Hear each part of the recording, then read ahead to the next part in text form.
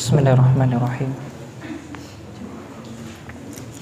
Assalamualaikum warahmatullahi wabarakatuh.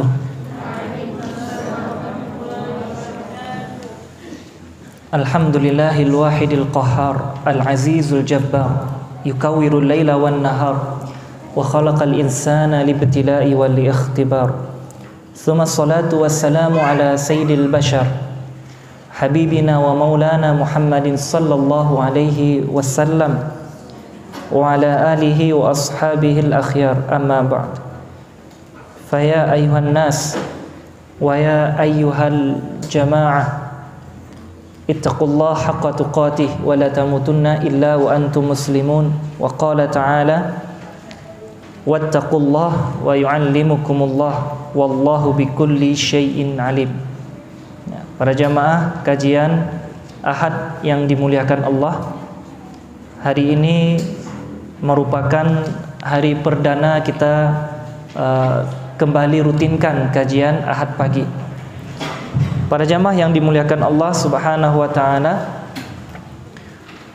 mari dalam kajian pagi hari ini kita akan coba mengambil istifadah dan faedah dari firman Allah surah Al-Furqan ayat 74. Walladzina yaquluna rabbana hab lana min azwajina, dan orang-orang yang berkata, ya Tuhan kami, anugerahkanlah kepada kami pasangan kami dan keturunan kami, wa dzurriyyatina qurrata a'yun, sebagai penyenang hati kami, waj'alna lil muttaqina imama, dan jadikanlah kami pemimpin bagi orang-orang yang bertakwa.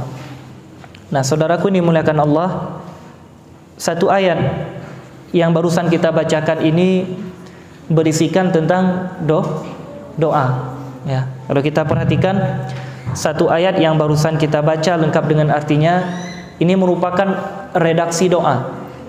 Ya, doa yang semestinya selalu kita minta kepada Allah setiap saat.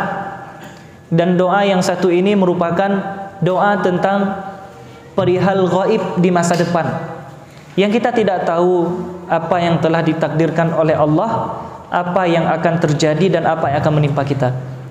Maka berdoa sebagaimana dalam redaksi doa yang barusan ini merupakan anjuran yang mesti banyak dan sering kita baca.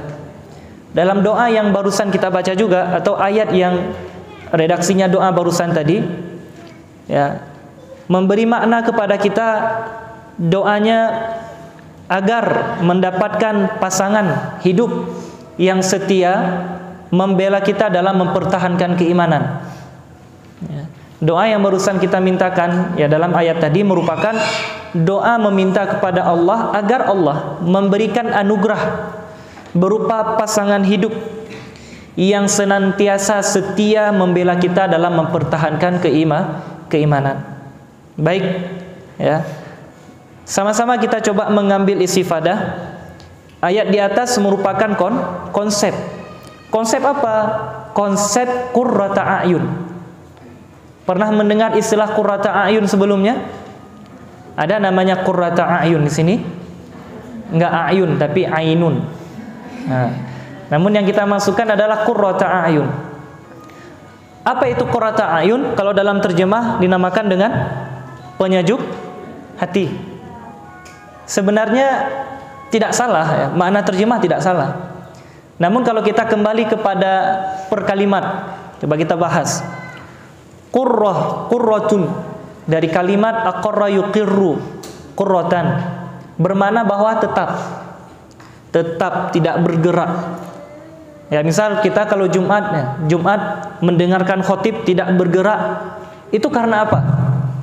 Dua cuma. Kalau bukan karena sedang fokus pada pembahasan khotib, yang kedua karena tidur.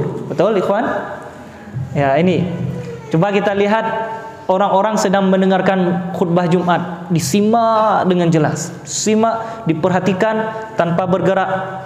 Bahkan kalau ada orang yang di samping kiri kanannya berbicara, tingkat mengatakan kepada orang samping, ansit. Nah, ini ya.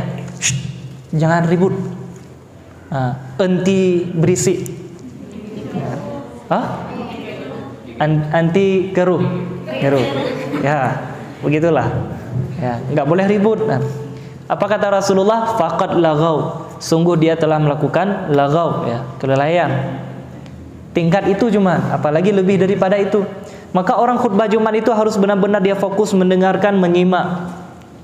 Walaupun ada juga yang saking fokus akhirnya tertidur, bergerak-gerak sendiri. Sekalinya bangun, Allahu Akbar, itu pun untung dibangunkan. Kalau nggak dibangunkan apa jadinya? Maka jangan sering tidur kalau Jumat, ikhwan. Insyaallah ikhwan kita nggak ada yang tidur di waktu Jumat, betul? Di waktu khutbah Jumat. Ya. Enggak, insyaallah ya. Baik.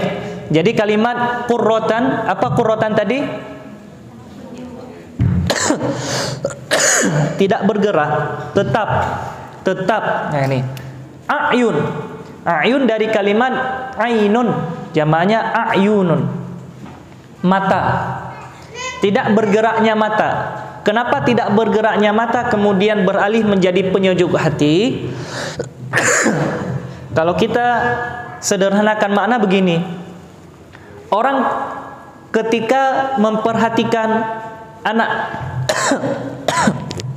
dia perhatikan anaknya. Kira-kira ketika melihat seorang anak atau anaknya sendiri, enak dilihat atau bosan dilihat? Pasti enak dilihat. Dan orang yang sedang asyik melihat anaknya sendiri, yang sedang bertingkah, yang sedang main itu, sedang tertawa, ini dia lihat, dia perhatikan, akhirnya dia senyum sendiri. Ada kayak gitu? Ada. Ini mata menatap tidak, mata menatap terus fokus hingga tersenyum. Inilah yang dinamakan dengan penyejuk hati. Saking senang seseorang dengan apa yang sedang dia lihat, dia fokus dan tidak bergerak kemana-mana. Dia sedang memperhatikan, dia sedang meresapi, dia sedang melihat anaknya tertawa, anaknya yang sedang bermain, yang membuat hatinya tersenyum setelah itu. Jadi matanya itu tetap menatap ke arah satu fokus. Suami ketika memperhatikan istri, yang dalam tanda petik qurrata a'yun, penyejuk mata baginya, maka matanya enggak berkedip-kedip, enggak lihat kiri kanan. Betul begitu?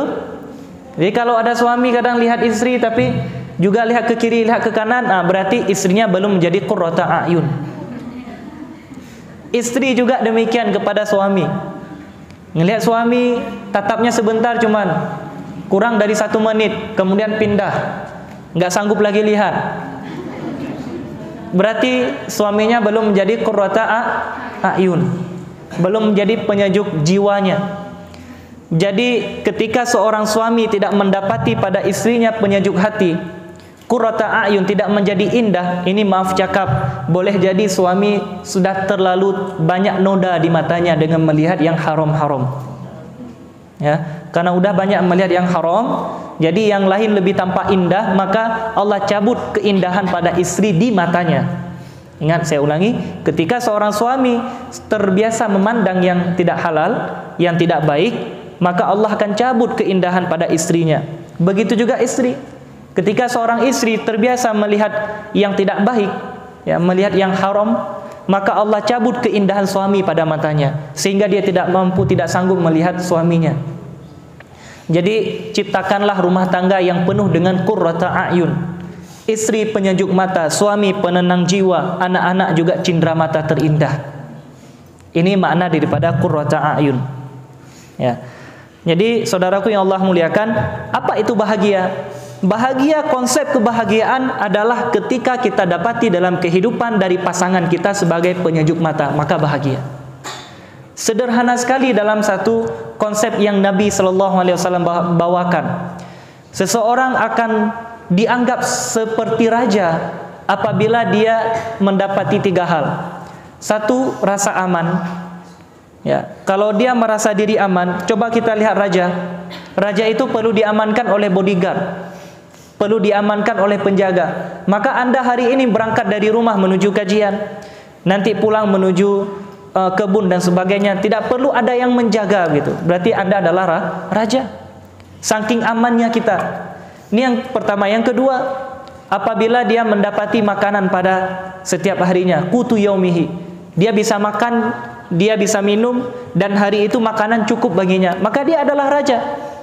Seakan-akan dia telah memiliki dunia. Kan dunia cuma itu, punya rasa aman di saat banyak negara hari ini yang tidak aman. Yang kedua, ada makanan yang bisa dimakan di saat banyak saudaranya juga yang belum bisa makan, mungkin 3 kali sehari, ataupun hanya mampu makan 3 hari sekali. Dan yang ketiga, ketika dia memiliki tempat berteduh.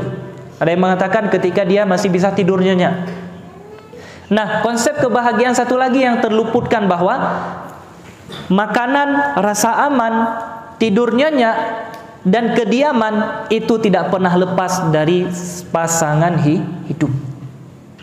Karena pasangan hidup kita ada di rumah. Pulang kita ke rumah, aman nggak rumah? Kalau aman, qurrata a'yun. Pulang kita ke rumah, ada makanan yang disajikan, qurrata a'yun. Pulang kita ke rumah, kita dapati tidur yang nyenyak, kita bisa rehatkan badan kita, qurrata a'yun, penenang jiwa. Pulang kita ke rumah, ada rumah yang nyaman, yang selalu dirindukan, maka itu juga bagian daripada qurrata a'yun. Oleh karena itu, orang beriman harus berdoa kepada Allah, ya Allah ya Rabbi, hablana min azwajina wa dzurriyyatina qurrata a'yun. Jadikan pada keluarga kami, kepada pasangan dan kepada keturunan kami, qurrata a'yun, penyejuk mata. Jadi itu bahagia. Simple sekali bahagia, betul? InsyaAllah. Dan mudah-mudahan kita mendapatkan qurrata a'yun dalam kehidupan. Nah, masyarul muslimin yang dimuliakan Allah Subhanahu wa taala. Pasangan yang kita masukkan tadi itu bukan cuman pasangan dalam artian istri, pasangan hidup, tetapi siapapun yang menemani kita dalam hidup. Ya, siapapun, mungkin anak-anak, mungkin cucu pun, atau mungkin kolega kita. Karena ada orang yang tidak memiliki sanak keluarga, tidak punya anak, suami pun sudah meninggal, dan beliau ternyata masih punya kerabat perempuan yang tinggal di rumahnya. Ataupun bagi laki-laki, dia punya kerabat laki-laki, ataupun dia memiliki anak angkat laki-laki yang kemudian menemaninya di rumah.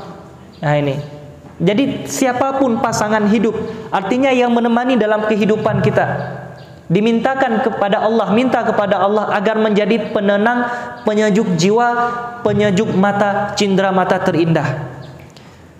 Dan saudaraku yang dimuliakan Allah, sudah menjadi hukum sunnatullah dalam kehidupan. Nah ini, sudah menjadi hukum sunnatullah dalam kehidupan, bahwa kita tidak memiliki kemampuan untuk memberikan hidayah taufik kepada siapapun. Maknanya adalah, di saat pasangan hidup kita adalah orang yang senantiasa setia menemani, menjaga iman, menjaga keimanan kita, mendukung kita untuk terus bertakwa kepada Allah, ternyata pasangan hidup ini juga ada nanti sunnatullahnya, ada yang berbeda, dalam artian tidak sinkron itu. Maunya tadi anak, istri, ayah, ibu, kakak, adik, abang, kakek, nenek, paman, bibi, siapa lagi? Pak Wah, Pak Cik, Pak Kul, Pak ini, Pak itu semuanya, Mak Cik, dan siapapun maunya kan Ustaz, kajian bersama, belajar bersama, sholatnya nggak tinggal, melakukan amal ibadah kuat. Nah, ini maunya kayak gitu, betul? Siapapun yang dalam kehidupan pasti mau juga seperti itu. Namun ingat, dalam satu keluarga pasti ada ujian, pasti ada yang diuji. Mungkin orang tua yang tidak sependapat ataupun tidak setuju dengan perubahan-perubahan kebaikan kita. Mungkin anak yang merasa diri tertekan dengan perubahan ibunya, kok ibu udah sering ngaji, ini nggak boleh lagi kita hidupin lagu di rumah. Mungkin anak pun, mungkin suami ibu, ya, mungkin suami dalam kehidupan, suami kita nggak setuju dengan perubahan kebaikan kita, atau mungkin istri kita yang tidak setuju dengan perubahan kebaikan kita. Itu selalu ada, dan ini telah menjadi sunnatullah. Dan Allah terangkan dalam Al-Quran, dalam surah Qasas 56, innaka la tahdi man ahbabta walakinnallaha yahdi man yasha. Sesungguhnya engkau, siapa? Nabi Muhammad. Jadi bukan kita nih, Nabi Muhammad dulu. Kenapa Nabi Muhammad itu Rasul paling mulia, akhlaknya jangan ditanya. Ini Rasul paling mulia, paling the best. Kalau bahasanya itu ada pada Nabi semuanya. Terbaik, terganteng, tercakap, terhebat, termulia, ter apa lagi? Semua ada pada Nabi. Namun apa kata Allah? Hai Muhammad, innaka la tahdi man ahbabta. Sesungguhnya engkau tidak akan mampu memberi petunjuk kepada orang yang engkau kasihi. Engkau cinta dengan seseorang, boleh jadi engkau tidak akan mampu memberikan petunjuk kepadanya. Karena hak paten petunjuk taufik siapa yang pegang? Allah. Kalau petunjuk dalalah, ya, petunjuk bayan, petunjuk penjelasan, kita bisa melakukannya. Tapi petunjuk taufik itu Allah yang punya. Nah, walakinnallaha yahdi man yasha, dan Allah lah, ya, tetapi Allah memberi petunjuk kepada orang yang Dia kehendaki. Wa huwa a'lamu bil muhtadin, dan Dia lebih mengetahui orang yang mau menerima petunjuk. Nabi Ibrahim, gelarnya apa gelar Nabi Ibrahim? Khalilullah, kekasih Allah. Gelar Nabi Ibrahim yang lain? Abu Tausi. Itu bacaan ini Baghdadi. Abu Tauhid. Memperjuangkan tauhid sejak umur muda. Umur muda ngancurin patung. Coba. Ini umur muda masih. Inna sami'na fatan. Kami mendengar ada seorang anak muda. Jadi Nabi Ibrahim cari alasan gak mau ikut bareng tur Raja Namrud dan rakyatnya, sehingga berkesempatan bagi Nabi Ibrahim untuk menghancurkan patung. Pergilah semua seisi kota ini kosong. Nabi Ibrahim kemana setelah itu? Ke kuil. Mendapati di ma'bad, ya, di tempat disembahnya itu sembahan patung, banyak patung. Dan Nabi Ibrahim lihat yang paling besar. Apa yang dilakukan oleh Nabi Ibrahim? Dibawain makanan. Nah, ini udah bawain makanan nih kan? Sap, diberikan dulu kepada patung. Makan katanya. Ternyata nggak ada patung yang satupun yang bergerak untuk makan. Nah ini, malakum la ta'kulun. Kenapa kalian tidak makan? Hei patung, kenapa enggak makan? Nah, ini kan. Ini maksudnya apa? Nabi Ibrahim sedang mengejek patung-patung itu. Kenapa enggak mau makan kalian itu? Enggak mau makan ya? Tunggu bentar lagi. Balik Nabi Ibrahim bawa apa? Fa'as, kapak. Diapain? Dihantam. Semua dihantam. Habis dihantam, ditinggalin yang paling besar. Diapain yang paling besar? Dikalungin. Kan keren. Nah ini, yang paling besar dikalungin. Kamulah pelakunya. Pergi Nabi Ibrahim pulang. Ada rasa takut? Nggak ada rasa takut. Resiko, tahu resikonya? Resikonya besar. Dan penyiksaan pada zaman-zaman seperti itu ngeri, jangan ditanya. Ngeri sekali, nggak perlu kita sebutkan. Nah, resikonya besar. Takut? Nggak ada rasa takut. Siap aja. Kenapa? Ada Allah yang akan menolong. Itu pemuda pulang orang kampung. Kenapa hancur patung kita ini? Kenapa semuanya begini? Siapa yang melakukan ini? Ada seorang anak muda namanya Ibrahim. Bawa dia ke sini di atas, di hadapan manusia, ala ayunin nas, biar disaksikan bahwa Ibrahim, kamu yang berbuat, bukan saya yang berbuat. Siapa juga yang berbuat? Itu patung yang besar. Ini cerdas. Jadi anak muda yang cerdas. Baik, singkat cerita, insyaallah mudah-mudahan ada di waktu lain kita akan bahas kisah Nabi Ibrahim. Namun yang ingin saya sampaikan apa? Nabi Ibrahim, Abu Tauhid, memperjuangkan keimanan sejak umur masih muda. Belum lagi dengan julukan beliau Abul Anbiya, bapaknya para nabi, keturunannya menjadi nabi. Namun dalam keluarga Nabi Ibrahim yang tidak mendapatkan hidayah siapa?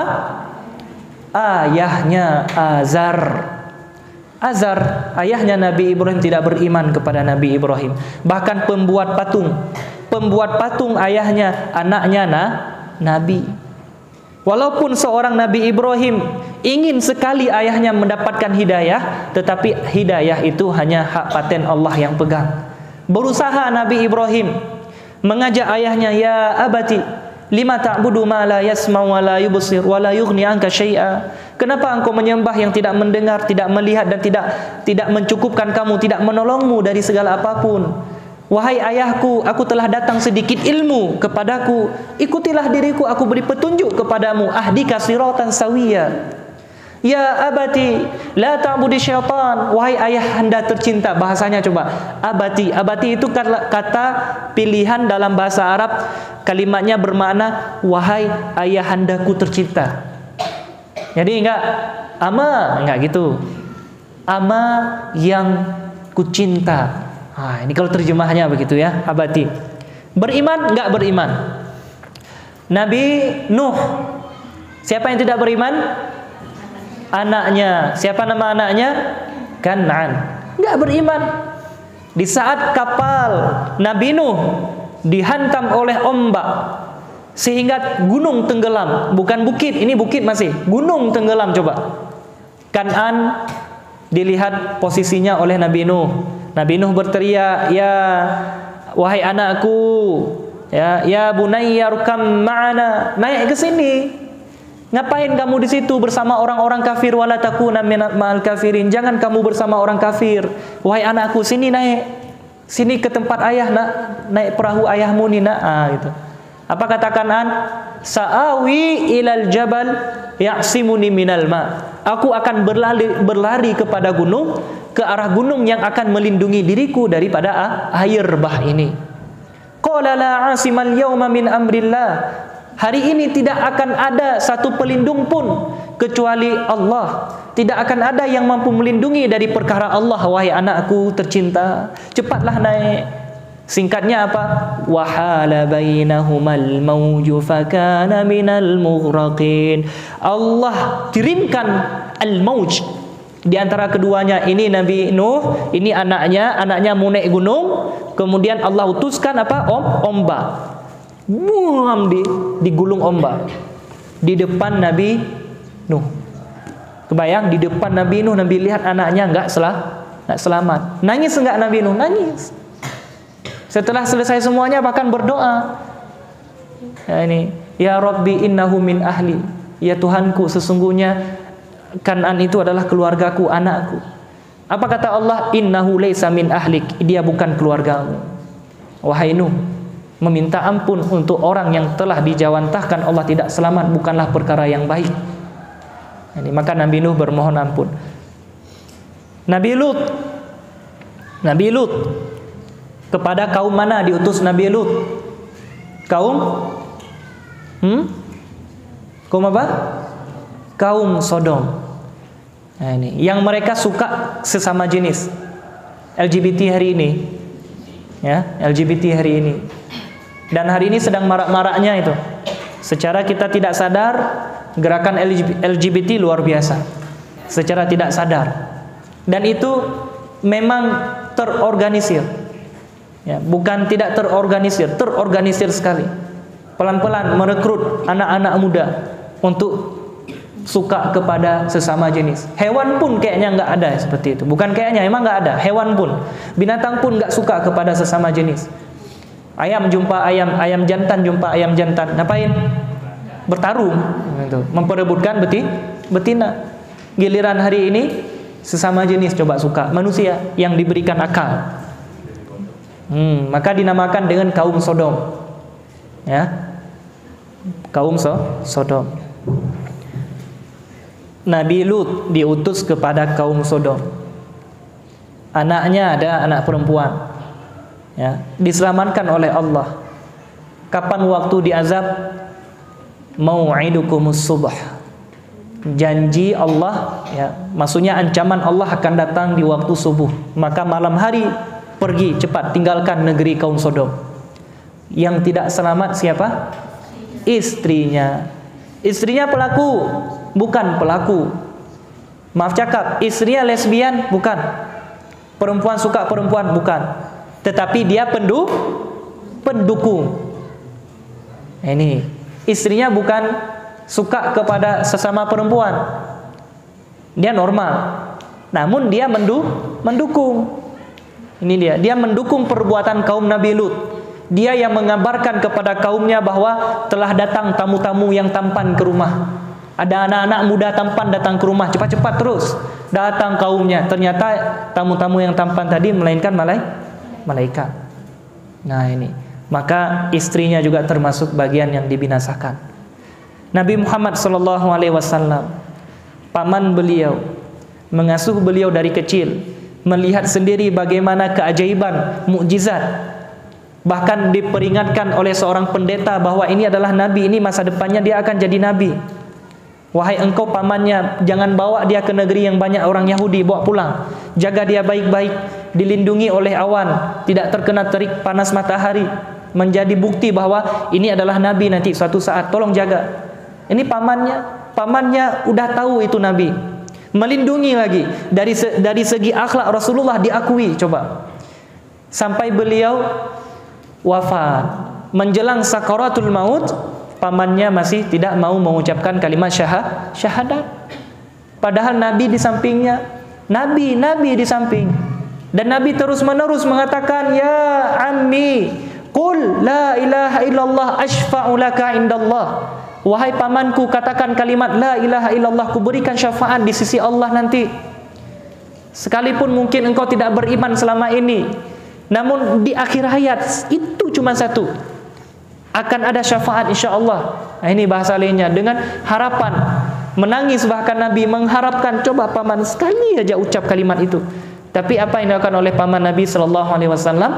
Lihat kiri, lihat kanan, ternyata ada Abu Jahal, Abu Lahab, dan abu-abu yang lain. Merasa tidak enakan dengan mereka, akhirnya pamannya menghembuskan nafas terakhir tanpa mengucapkan kalimat thayyibah. Berarti beliau meninggal dalam keadaan kafir. Nabi menangis. Dan Abu Jahal, Abu Lahab, abu-abu yang lain pergi dengan gembira hati. Oh, berhasil. Nah, Nabi menangis. Kenapa? Menyayangkan pamannya tidak mengucapkan dua kalimat syahadat. Padahal beliau adalah orang yang dicintai oleh Nabi. Jadi ini gambaran saudaraku yang Allah muliakan, dalam kehidupan kita sunnatullah bahwa ada orang yang tidak mendapatkan hidayah. Ini, kalaupun yang saya sebutkan ini adalah hidayah untuk masuk Islam. Ini saya masukkan tadi, pamannya Nabi Muhammad, ayahnya Nabi Ibrahim, istrinya Nabi Lut, dan anaknya Nabi Nuh. Ini adalah orang-orang yang tidak mendapatkan hidayah masuk Islam. Maka mereka meninggal dalam keadaan kafir. Adapun dalam kehidupan kita lihat masyarakat kita hari ini, dalam kolega kita, bukan hidayah tidak masuk Islam, bahkan Muslim sudah turun babah. Muslim sudah turun babah. Cuman apanya? Menegakkan nilai Islam dalam kehidupan. Ini yang bermasalah. Ya, dari sholat, dari puasa, dari amal ibadah, belajar Al-Quran, menegakkan nilai-nilai Islam dalam kehidupan, itu cuman yang bermasalah. Walau turun babah Islamnya. Nah, berarti di sini juga belum mendapatkan hidayah. Ya, hidayah untuk menjadi lebih baik, menjadi muslim yang kafah. Nah, masyarul muslimin, sungguh anugerah terbesar siapapun kita hari ini apabila kita dapati orang-orang yang kita cintai di sekeliling kita berada dalam satu frekuensi ketaatan yang sama.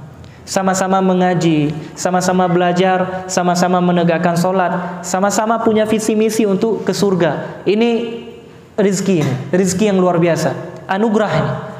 Maka kalimat yang diucapkan dalam ayat tadi, hablana, berikan kami anugerah. Ini anugerah dari pasangan hidup kami yang sama-sama setia menjaga keimanan. Nah, masyarakat muslimin, mari kita coba ambil ya beberapa pelajaran dari satu ayat yang mulia ini. Setidaknya dalam satu ayat ini mengandung 4 pelajaran berharga. Pertama adalah kekuatan doa. Kedua, visi keluarga di masa depan. Yang ketiga, pengertian dari qurrata a'yun, dan itu sudah kita bahas tadi di awal. Dan yang keempat adalah visi pribadi kita seorang muslim. Yang pertama, kekuatan doa. Ya, doa merupakan kekuatan. Bahkan dalam hadis disebutkan ad-du'a'u huwal ibadah. Doa itu adalah ibadah. Dan juga dalam hadis yang lain, doa itu silahul mu'min, senjatanya orang mukmin. Dengan doa Allah akan mengubah sesuatu yang telah ditetapkan sebelumnya. Dan ini kembali kepada kekuatan doa kita. Nah, doa yang dipanjatkan dalam doa tadi ini doa ghaib untuk masa depan. Ketika dia meminta kepada Allah, Rabbana hablana, ya Tuhan kami berikan kepada kami pasangan hidup dan keturunan. Berarti pasangan hidup dan keturunan di masa depan nantinya. Ini doa perkara ghaib. Meminta keturunan yang belum lahir. Untuk apa? Setia menemani dalam ketaatan. Maka para jamaah, saudara kami, adik-adik kami yang sedang belajar, para ibu-ibu, kalau kita mudah melangkah untuk mengaji hari ini, dan anda berada di tempat untuk menghafal Quran, kenapa saya bisa bertahan, Ustaz? Nah, ini. Kenapa langkah kaki saya mudah menuju tempat belajar? Boleh jadi ada doa orang tua kita zaman dahulu. Mungkin kalau kita telusuri nasab ke atas, kita akan dapati ternyata kakek-kakek buyut kita itu mungkin ulama atau orang soleh minimal, atau dia pecinta ilmu. Ya, dia mungkin ulama. Kalau mungkin bukan ulama, dia adalah orang yang belajar, muta'allim, belajar kepada ulama. Oh, ternyata bukan juga, Ustaz. Mungkin yang ketiga. Apa yang ketiga? Mustami', muhibban. Ya, ini dia pendengar aja, nggak belajar tapi dengar, ikut-ikut kajian. Atau yang keempat, mungkin kakek uyut kita adalah orang yang mencintai ilmu agama Allah, dan beliau berdoa kepada Allah, ya Rabbi, jadikan keturunanku kelak adalah keturunan yang mencintai agamamu. Maka lahirlah kita hari ini. Ya, jadi jangan merasa diri bahwa oh, saya berubah mau ngaji seperti ini karena saya, enggak. Karena saya pribadi mau, enggak. Tapi boleh jadi ada doa dari orang-orang tua kita zaman dahulu. Coba kita lihat Nabi Ibrahim alaihissalam, ya. Surah Al-Baqarah 129. Coba buka, lihat dalam Quran. Ya Tuhan kami, utuslah untuk mereka seorang rasul dari kalangan mereka yang akan membacakan kepada mereka ayat-ayat Engkau dan mengajarkan kepada mereka Alkitab, yaitu Al-Quran, dan Al-Hikmah, As-Sunnah, serta menyucikan mereka. Sesungguhnya Engkaulah yang maha perkasa lagi maha bijaksana. Ini doanya Nabi Ibrahim. Doa Nabi Ibrahim ini kapan dipanjatkan? Setelah membangun Ka'bah bersama dengan Nabi Ismail. Di mana membangun Ka'bah? Di Mekkah. Ya Tuhan kami, ini doa Nabi Ibrahim. Utuslah, bangkitkan dari mereka nanti siapa? Penduduk kota Mekkah, penduduk kota ini seorang rasul yang akan membacakan kepada mereka ayat-ayat-Mu, mengajarkan Al-Quran dan Sunnah kepada mereka, dan menyucikan hati mereka. Sungguh Engkaulah yang maha perkasa, maha bijaksana. Ini doa Nabi Ibrahim. Nabi Ibrahim dengan Nabi Muhammad, dan yang dimaksudkan dalam doa ini adalah Nabi Muhammad nanti. Nabi Ibrahim tidak tahu, tidak melihat, tidak hidup pada masa Nabi Muhammad. Kenapa? Zamannya jauh. Berapa lama? 2800 tahun. Jadi Nabi Ibrahim berdoa, sejak Nabi Ibrahim berdoa baru dikabulkan oleh Allah 2800 tahun lamanya. Berapa lama? 28 abad. Berapa generasi? 28 generasi. Berarti jauh betul gitu. Nah, dengan kata lain, Nabi Muhammad, solehnya dan baiknya, mulianya Nabi Muhammad juga buah daripada doa kakek buyut, yaitu Nabi Ibrahim.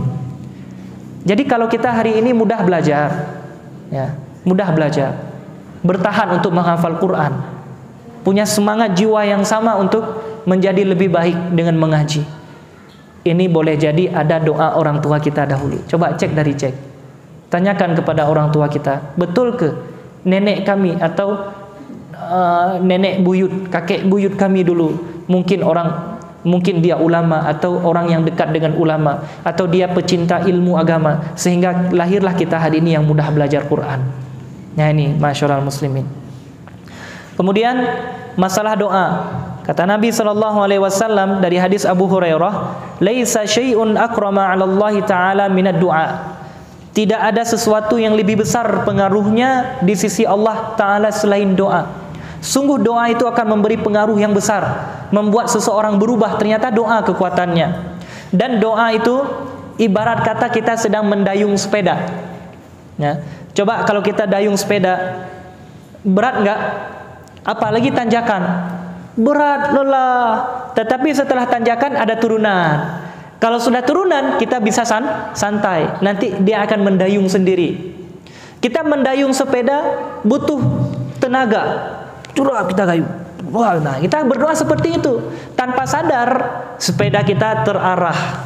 Sepeda kita sebenarnya sedang bergerak, sedang terarah dan sedikit demi sedikit menuju tujuan. Tanpa sadar, memang lelah. Dan itulah berdoa. Jangan pernah putus asa berdoa. Selalu meminta kepada Allah. Berasa, ya Allah, kok Ustaz saya kayak belum dikabulkan ya. Jangan putus asa. Berdoa lagi, berdoa lagi, berdoa lagi. Bagaikan mendayung. Walaupun tidak kita rasakan, sebenarnya kita sedang diarahkan oleh Allah pelan-pelan. Permasalahan hidup kita sedang diberikan jalan oleh Allah. Sabar. Ya, doa juga butuh kesabaran. Berdoa itu jangan seperti kita naik Honda.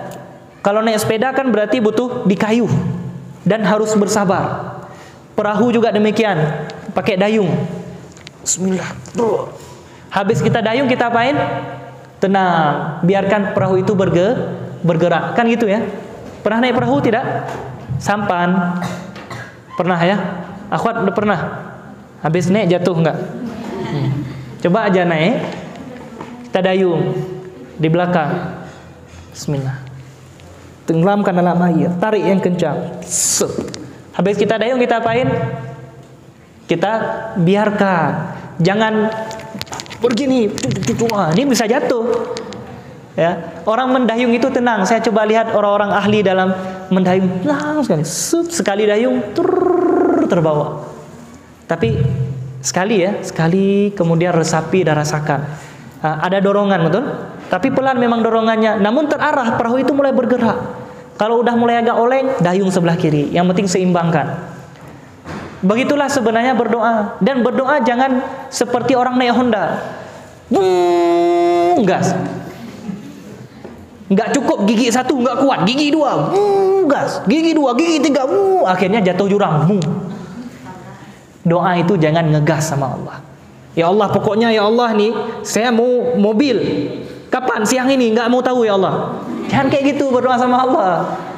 Dikasih mobil dari langit, kena kepala kita, mati pula. Ya, ini. Jangan ngegas berdoa. Berdoa terus. Ya. Berdoalah dengan lembut. Ya. Tadarruan wa khifatan. Ud'u rabbakum tadarruan wa khifatan. Berdoalah kepada Allah dengan penuh pengharapan dan penuh khifah. Takut kalau tidak dikabulkan oleh Allah.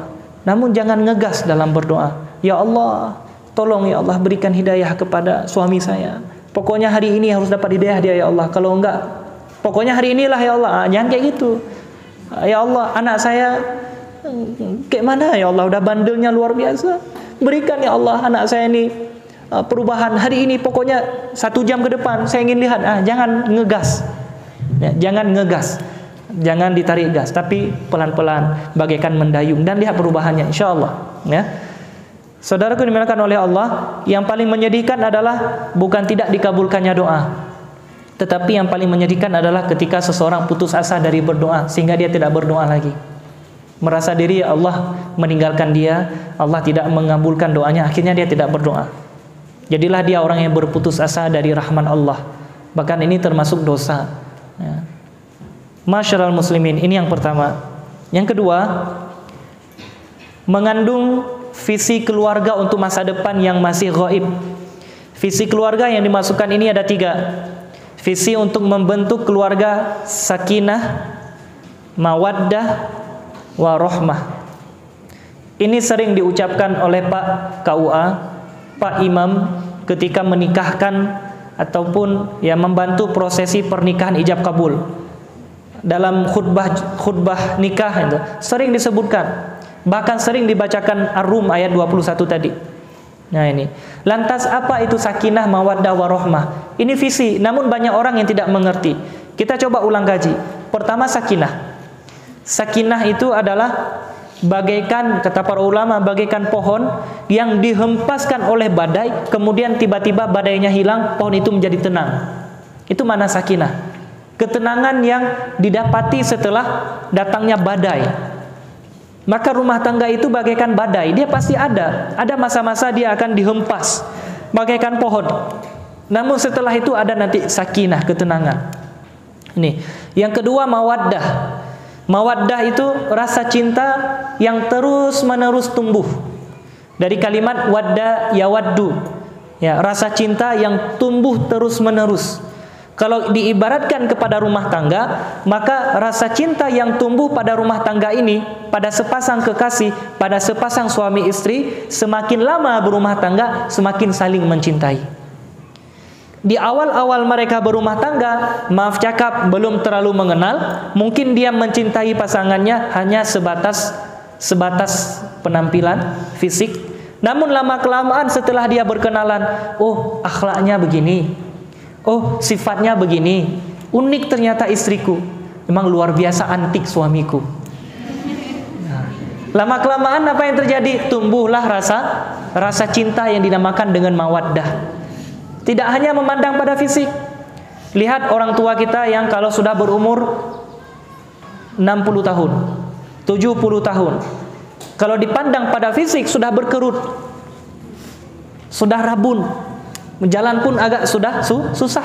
Namun masih setia bersama. Setia bersama, setia saling menemani, setia sholat bersama, ngaji bersama, taat bersama, baca Quran bersama, saling takdim Quran, Masya Allah. Di umur 60 tahun, istri takdim Quran ke suami, nanti suami takdim Quran ke istri. Masya Allah, luar biasa. Ini yang dinamakan dengan mawaddah. Jadi tidak hanya sebatas penampilan, tetapi rasa cinta itu berubah ketika sang istri beranggapan bahwa ini pasangan hidupku. Dia dulu adalah anak orang. Seharusnya dia lebih menafkahi ibunya. Namun dia coba tinggalkan keluarganya untuk menafkahi diriku yang bukan siapa-siapa ini. Bagi suami demikian, ini anak orang. Seharusnya dia lebih taat kepada ayahnya dan ibunya.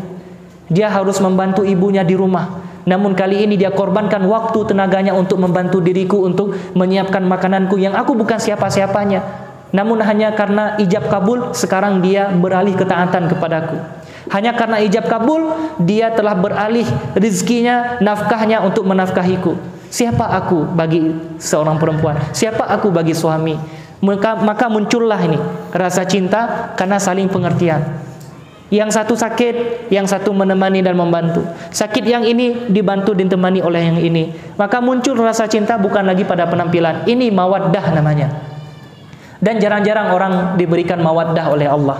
Ya. Kemudian yang ketiga, warahmah, kasih sayang. Dan dalam Al-Quran, qul bifadlillahi warahmatih. Wahai orang beriman, katakanlah dengan keutamaan yang Allah berikan.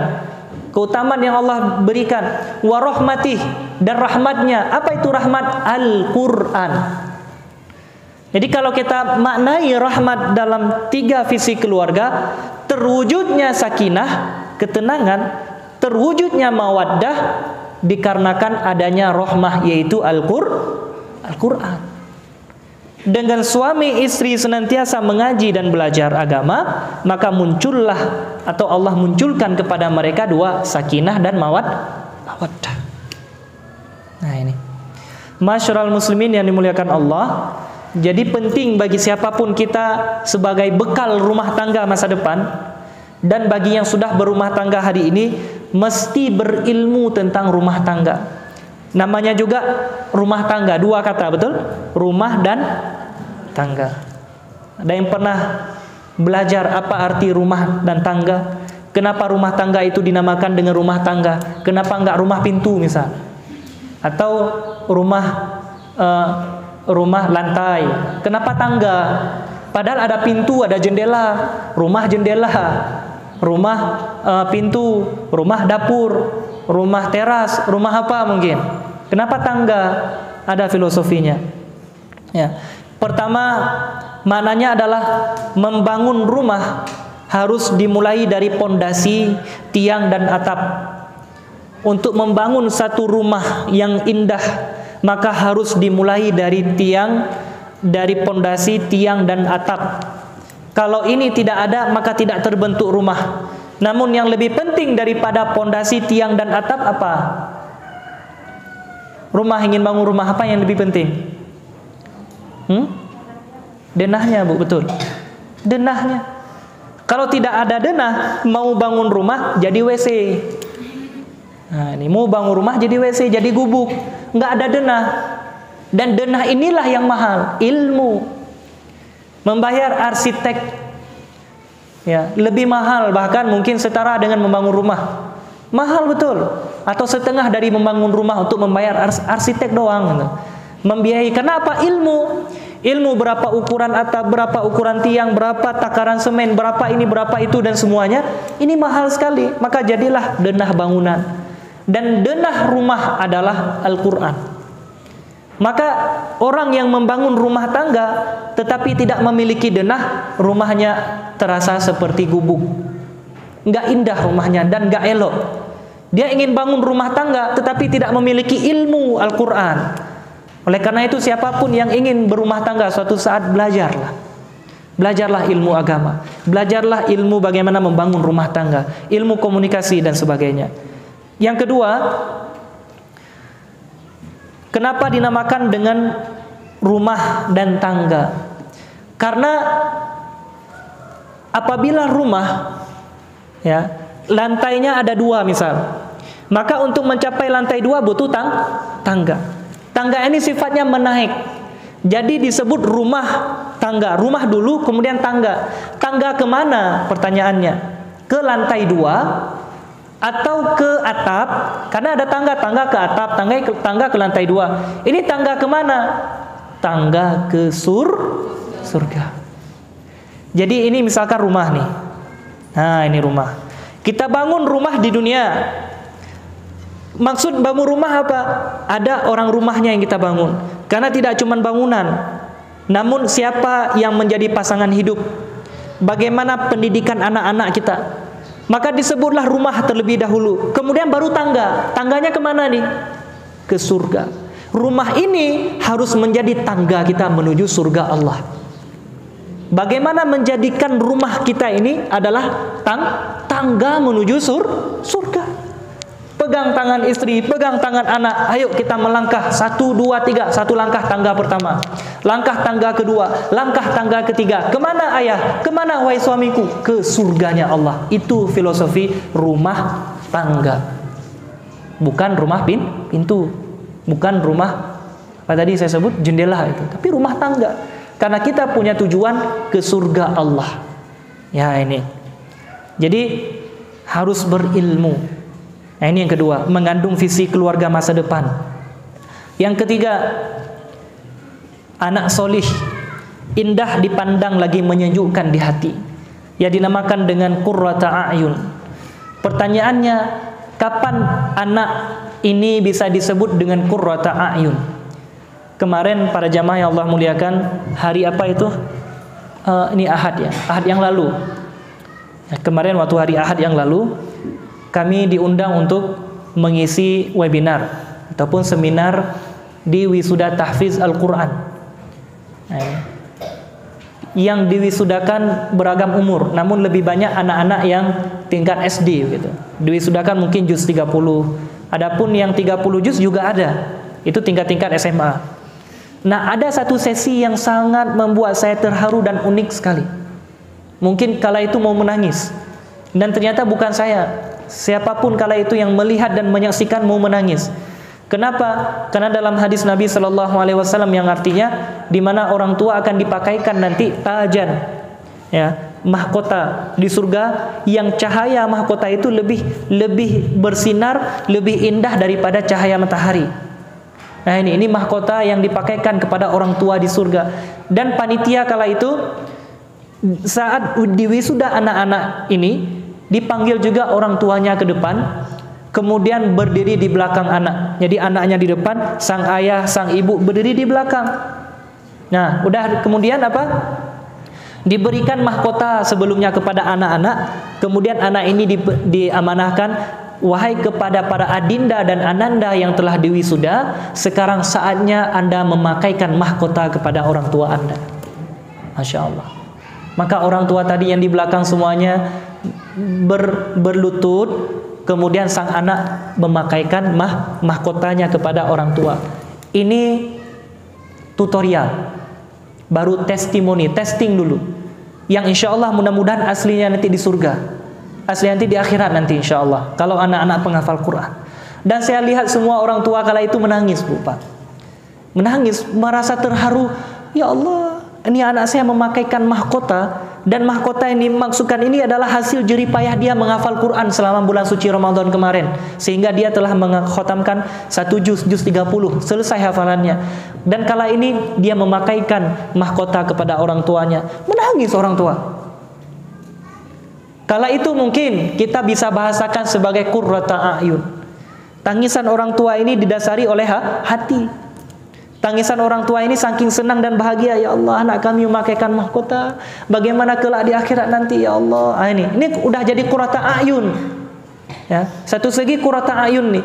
Namun ingat, qurrata a'yun di sini hanya bisa dibahasakan belum permanen, ya.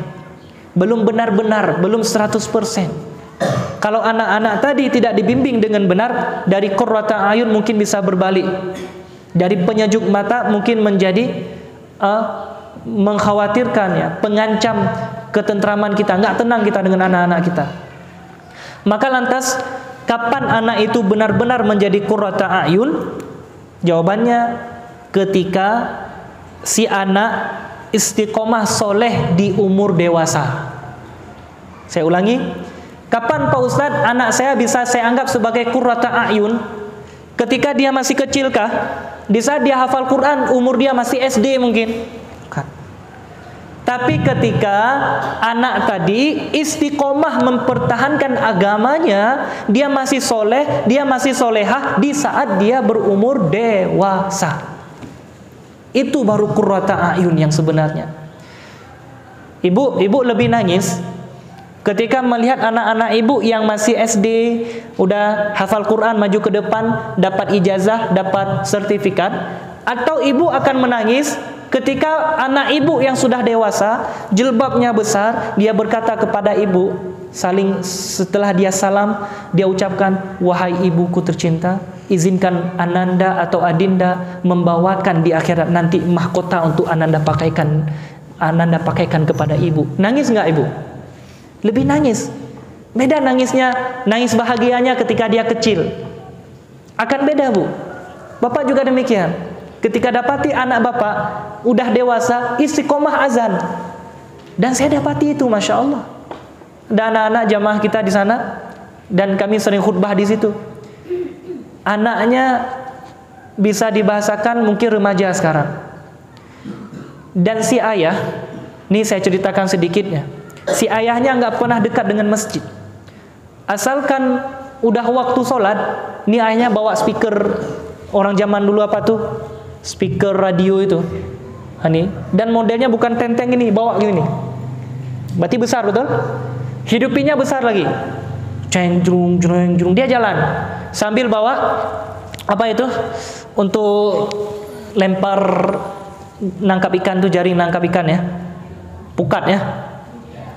Jala. Nah, dia bawa jala. Coba.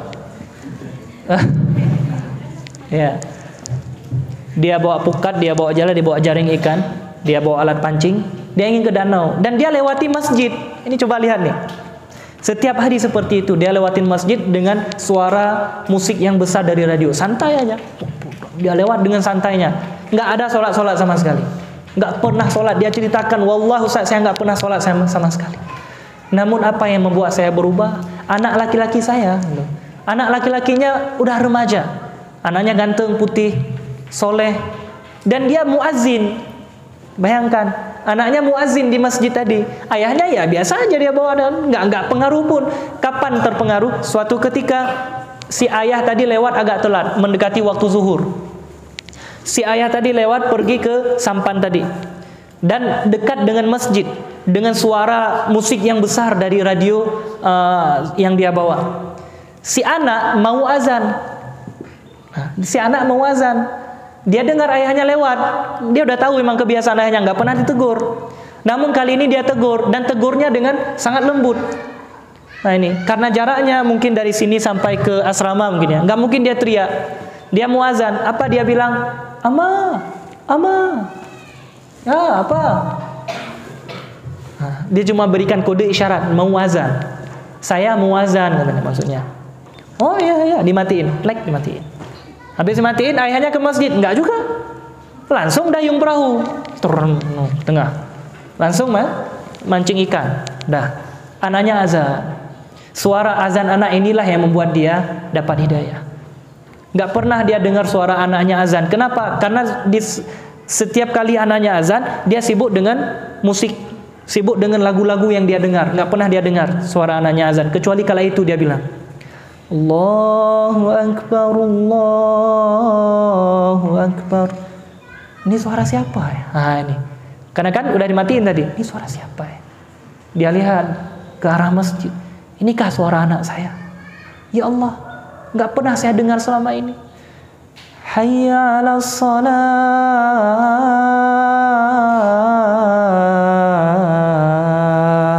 hayya 'alas shalah. Ya Allah, indah sekali ini. Dan perahu yang dia naiki tadi, karena dia udah tertegun nih, udah mulai masuk hidayah ke dalam hati, nggak dia kayu lagi, perahunya akhirnya tiba-tiba bergerak sendiri kan, yang biasa gitu di air. Bergerak ke arah mana? Bergerak tepat ke arah kuburan orang tuanya. Kan di mana itu? Di balai itu ada kuburan di atas. Ini perahunya itu mengarah ke situ. Jadi di saat suara azan berkumandang, musik dia sudah matikan, tiba-tiba perahunya bergerak misalnya menghadap ke arah kuburan, dan dia tandai di situ ada kuburan orang tuanya, ada pohon, kemudian di bawahnya, ya Allah, dia teringat ini suara azan anaknya, itu orang tuanya yang telah meninggal. Maka di saat itu muncul, Allah berikan suatu hidayah yang luar biasa yang disebut dengan sibghatullah, celupan Allah. Jadi Allah kayak mencelupkan seorang hamba dengan nur hidayah. Tiba-tiba dia merasa ingin berubah. Dia benci dengan alat-alat musik yang selama ini, dan dia benci dengan perbuatannya. Ya Allah, aku nggak pernah sholat nih. Tiba-tiba aja menangis. Ya Allah, selama ini aku nggak pernah sholat. Nggak sadar anakku ternyata muazin. Nggak sadar suatu saat aku akan kembali ke situ juga, ke kuburan. Aku akan mati. Nah ini. Nggak sadar, ya Allah, betapa hina-dinanya diriku selama ini. Ya Allah, ya Rabbi, ampuni dosaku. Dia balik ke arah masjid, kemudian dia sholat. Selesai sholat, anaknya terkejut. Yoh, ama kok di sini? Anaknya kan nggak sadar, nggak tahu ternyata ayahnya udah sholat. Dan setelah itu ayahnya berjanji ini di depan anaknya, nak, kita mulai hari ini jangan pernah kita tinggalkan masjid ini. Pokoknya kalau bukan kamu yang azan, bapak yang azan. Dan sampai dengan hari ini alhamdulillah, mudah-mudahan Allah berikan istiqomah, mereka menjadi muazin di masjid itu. Nah ini mudah-mudahan jadi hikmah pelajaran bagi kita sampai dengan hari ini. Mereka kompak taat. Bayangkan subuh, kalau enggak ayahnya yang bangunkan, anaknya yang bangunin. Dan dulu mungkin anaknya yang selalu bangun. Nah kali ini ayahnya yang bangunin. Dan pernah saya diceritakan, saya Ustadz, saya memang punya HP, dan anak saya tidak saya berikan HP untuk dia main. Namun saya selalu posting yang baik-baik di HP saya, di Facebook, dan saya akan tunjukkan kepada anak saya, nak, saya bapak udah posting dakwah tadi ini ada sharean status bagus ini, bapak udah posting. Nah kalau bapak suatu saat tiada, kamu teruskan amalan ini ya, amalan dakwah dengan yang dia mampu, men-sharekan, memposting yang baik-baik. Teruskan nak ya, ini kode sandi Facebook bapak. Diberikan kepada anaknya. Ini kode sandi Instagram bapak. Pokoknya kamu teruskanlah kebaikan bapak ini. Bapak nggak tahu kapan menghadap Allah. Yang penting kita jangan pernah lepas dari masjid ini ya. Anaknya coba, alhamdulillah hidayah telah menyapa. Jadi kita tidak tahu kapan Allah akan memberikan hidayah kepada seseorang. Bagi seorang anak, melihat ayahnya berubah menjadi baik, itu qurrata a'yun, mendapati pasangan hidup. Pasangan hidup itu orang yang menemani dalam hidup. Bagi seorang anak melihat ibunya kemudian menjadi lebih baik, dekat dengan Allah, sholatnya nggak pernah ditinggalkan, berarti ibunya qurrata a'yun bagi anak. Bagi orang tua juga demikian, melihat anaknya tumbuh dewasa dan masih taat kepada Allah, ini istiqomah dengan kesolehan, qurrata a'yun. Inilah penyejuk mata, cindera mata terindah dalam kehidupan kita. Oleh karena itu para jamaah yang dimuliakan Allah, kalimat yang digunakan atau yang Allah gunakan adalah kalimat hablana, berikan, anugerahkan. Hablana, ha dengan ba, ini bermakna hibah. Apa itu hibah? Hibah semacam pemberian, yang dimana di sini juga bermakna investasi. Kita berikan, saya misalkan punya Honda, punya motor, saya berikan kepada Ustaz Zaidi misal. Karena Ustaz Zaidi seorang pendakwah, beliau kemana-mana mengajarkan Quran. Ustaz Zaidi pakai motor saya ini, silakan gunakan untuk dakwah. Berarti ini hibah. Kenapa? Saya investasi untuk akhirat. Maka bahasa digunakan oleh Allah di sini adalah investasi pada pasangan hidup sebagai investasi dunia akhirat kita. Anak-anak investasi kita ini. Kalau anak-anak tidak benar dalam pendidikan di dunianya, lantas mereka akan menjadi musuh nanti di akhirat. Masyarul muslimin yang dimuliakan Allah, yang terakhir, yang keempat, kita coba persingkat. Waj'alna lil muttaqina imama, dan ya Allah jadikan kami imam. Imam kampung bukan. Imam solat bukan juga. Tapi imam yang bermakna di sini adalah teladan. Teladan dan panutan bagi siapa? Orang lain. Dan orang lain dalam kategori ketakwaan, orang-orang bertakwa.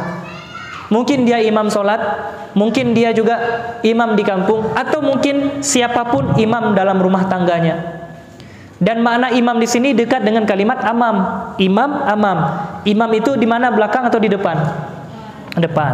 Kalau amam bermakna depan. Beda harokat cuman. Kalau amam hamzah harokatnya a, fathah. Kalau imam harokatnya i. Maka makna imam di sini adalah, ya Allah, kalau ada kebaikan, maka jadikan kami sebagai orang terdepan dalam melakukan kebaikan itu. Terdepan dalam melakukan amal ibadah, terdepan dalam melakukan kebaikan. Dengan seperti itu mudah-mudahan Allah memberikan qurrata a'yun, karena kita menjadi teladan, qurrata a'yun pada pasangan hidup dan pada anak-anak yang dinamakan dengan dzurriyyah. Nah, ini masyarul muslimin, apa yang dapat kita sampaikan dalam kajian perdana hari Ahad. Ya, teruslah meminta kepada Allah dengan doa ini, ya Allah, berikan kepada kami, anugerahkan, ya, anugerahkan kepada kami pasangan kami dan keturunan kami sebagai qurrata a'yun, penyenang hati kami, dan jadikanlah kami pemimpin bagi orang-orang yang bertakwa. Wallahu a'lam bishawab. Ya. Kita buka sesi tanya jawab. Kalau ada pertanyaan yang ingin ditanyakan, silahkan. Waalaikumsalam warahmatullahi wabarakatuh. Langsung saya bertanya kepada pertanyaannya. Saya yang ingin kami tanyakan, apa kiat-kiat untuk membentuk generasi yang usahanya besar? Apa kiat-kiat untuk membentuk generasi yang soleh? Dalam Al-Quran, ini ayat yang sudah sering kita sampaikan. Ya ayyuhalladzina amanu qu anfusakum wa ahlikum nara. Wahai orang-orang yang beriman, jagalah dirimu dan keluargamu dari siksa api neraka.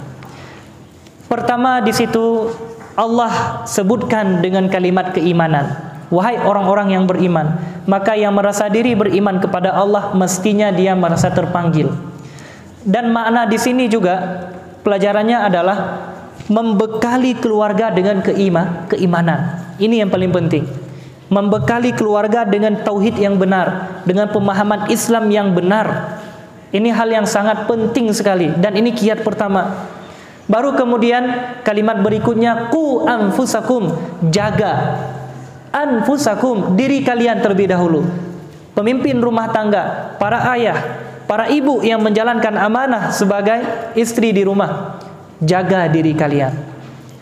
Untuk apa kita jaga diri kalian? Supaya nanti Allah juga menjaga keluarga kita. jaga diri, anfusakum wa ahlikum, baru kemudian keluarga.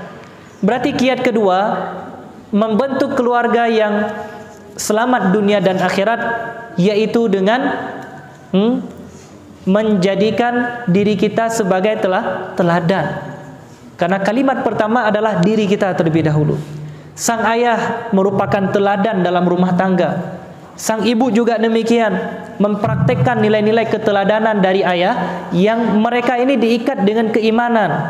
Ada belajarnya, ada kajiannya, ada ilmunya, ada ibadahnya yang dijaga. Mari kita lihat bagaimana Nabi Ibrahim alaihissalam. Saya selalu jadikan Nabi Ibrahim sebagai contoh keluarga, sosok ayah yang luar biasa dalam Al-Quran. Ketika beliau memiliki anak Ismail, dan Allah berikan semacam petunjuk isyarat melalui mimpi bahwa Nabi Ibrahim akan menyembelih anaknya. Apa kata Nabi Ibrahim kepada anak setelah 3 malam bermimpi?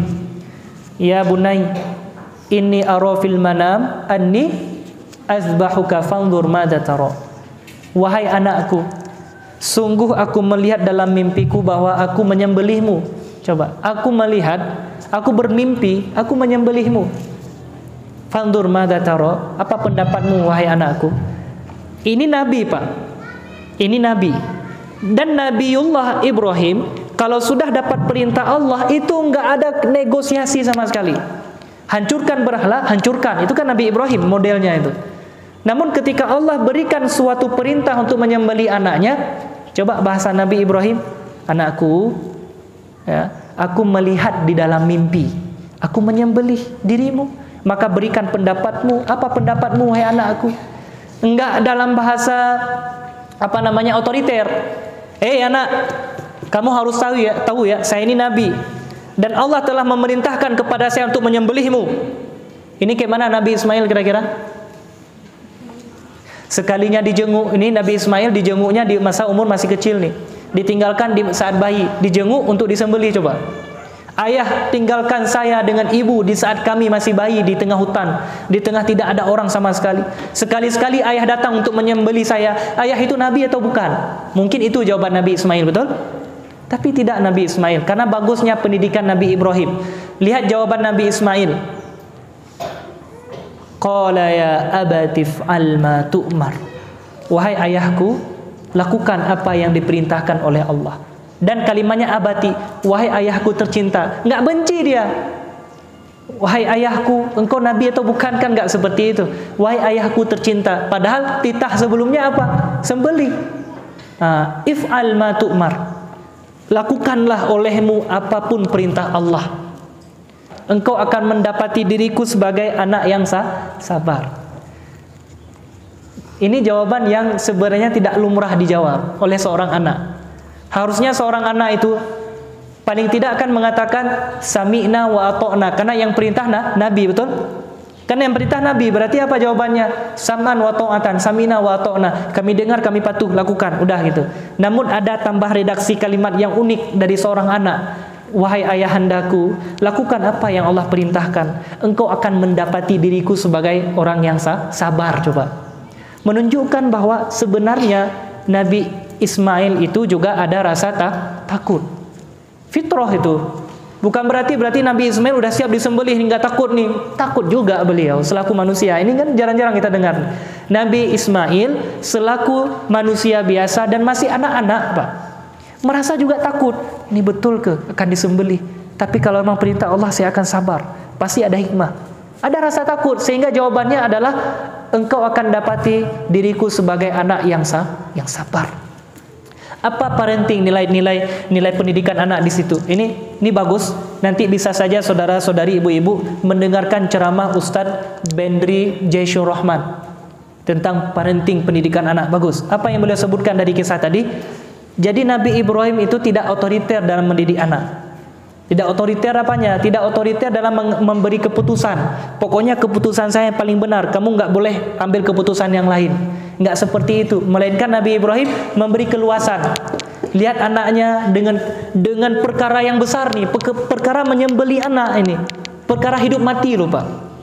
Maka Nabi Ibrahim memberi keputusan kepada anak, wahai anakku, aku melihat dalam mimpi, aku menyembelihmu, maka bagaimana menurutmu? Apa pandanganmu? Apa pendapatmu? Kalau misalkan hari ini anak-anak dididik secara otoriter, pokoknya nggak ada cerita A, B, C, kamu harus A seperti yang ayah mau. Ini akan menjadi ukang. Tidak ada kesempatan dia untuk berekspresi, memberikan pendapat. Kalau anak sudah dewasa, anak sudah menuju umur remaja, ya, berikan dia ruang untuk berpendapat. Dan tugas kita orang tua mengarahkan. Di misal nih, seorang anak dia bercita-cita ingin jadi arsitek misal. Ayah, saya pokoknya mau jadi arsitek. Cita-cita saya adalah menjadi arsitek, ayah. Boleh ke saya kuliah di arsitektur gitu? Kuliah menjadi arsitek. Kemudian sang ayah punya keinginan anaknya untuk belajar agama. Berarti kan bertolak belakang nih. Dia seorang ayah yang benar, bagaimana caranya mengatakan kepada anak, nak, kamu harus belajar agama, nak. Kalau kamu nggak belajar agama, neraka. Ini nggak benar juga caranya seperti itu. Tapi seorang ayah yang benar, dia akan berkata kepada anaknya, wahai anak, ayah senang dengan pendapatmu untuk menjadi arsitek. Ayah mendukung itu. Namun di satu segi, kita punya kewajiban agama yang harus kita tunaikan. Minimal untuk pemahaman ibadah kita sehari-hari. Dan itu ayah belum sempurna dari sejak dahulu. Dan ayah punya keinginan besar, punya cita-cita keinginan supaya anak-anak ayah nanti yang akan menjadi imam sholat ketika ayah telah tiada. Anak-anak ayah nanti yang akan memandikan jenazah ayah. Ini bahasanya nih. Maukah anakku wahai yang Ananda, masuklah belajar agama ke pesantren fulan, belajarlah di situ, timbalah ilmu agama. Kalau anak seperti itu disampaikan dengan hati dari seorang orang tua, maka si anak ini minimal, kalau jawabannya Nabi Ismail begini, ayah, saya akan berusaha, doakan saya untuk bisa bersabar. Persis kayak jawaban Nabi Ismail, satajiduni insyaallah minas sabirin, engkau akan dapati saya sebagai anak yang bersabar. Wahai ayah, saya akan ikuti kemauan ayah, saya akan belajar, saya akan menghafal Quran, dan tolong doakan saya supaya saya bersabar untuk memenuhi keinginan yang mulia ini. Dan itu tidak akan pernah terjadi kecuali dari rentetan pendidikan dari sejak kecil. Kalau dari kecil tidak benar, maka ini nggak akan pernah terwujud. Ini istilahnya pendidikan di masa dia sudah remaja. Nah ini Bu. Nah, kembali kepada ayat tadi, berarti yang paling dibutuhkan apa? Keteladanan. Konsep pendidikan iman jangan dilupakan kepada keluarga. Kemudian yang kedua, konsep pendidikan keteladanan, akhlak. Ketika Allah bahasakan Luqmanul Hakim juga sama. Luqmanul Hakim berbicara dengan anaknya ya tentang akhlak dan adab. Wala tamshi fil ardi maraha, jangan kamu berjalan di muka bumi ini dengan kesombongan, wahai anakku. Kamu tidak akan mampu memeluk gunung, tidak akan mampu menembus bumi. Wahai anakku, la tusyrik billah, jangan kamu melakukan kesyirikan kepada Allah. Innasyirka la dzulmun adzim, sesungguhnya syirik merupakan perkara yang sangat besar di sisi Allah, kezaliman yang sangat besar. Ini keteladanan dari konsep Luqmanul Hakim. Jadi dua yang bisa saya sampaikan sebagai kiat membentuk keluarga yang sakinah, mawaddah, warahmah. Satu, hidupkan konsep kajian ilmu agama di rumah. Sang ayah mungkin minimal. Nah ini saya sering bawa kitab ini. Ya, rekomendasi saya untuk keluarga siapapun, kalau mampu kita hidupkan di rumah kita kajian-kajian keimanan. Ini ada kitab saya rekomendasi namanya kitab Minhajul Muslim. Ya, maknanya apa? Manhaj, metode hidup seorang muslim, manajemen hidup seorang muslim. Sang ayah minimal ini ambil waktu antara maghrib dengan isya atau ba'da solat subuh berjamaah, bacakan isi daripada kitab ini kepada keluarga kita. Ya, sampaikan tausiah-tausiah singkat dan terus menerus seperti itu. Kemudian wujudkan dalam kehidupan sehari dengan keteladanan dan akhlak. Insya Allah mudah-mudahan anak-anak kita menjadi anak-anak yang selalu dijaga dan diridhoi oleh Allah dalam kehidupannya. Amin ya rabbal alamin. Ya itu. Wallahu a'lam bishawab. Ini dulu mungkin yang dapat kami sampaikan mudah-mudahan bermanfaat. Aqulu qauli hadza subhanakallahumma wa bihamdika asyhadu an la ilaha illa anta astaghfiruka wa atubu ilaik. Assalamualaikum warahmatullahi wabarakatuh.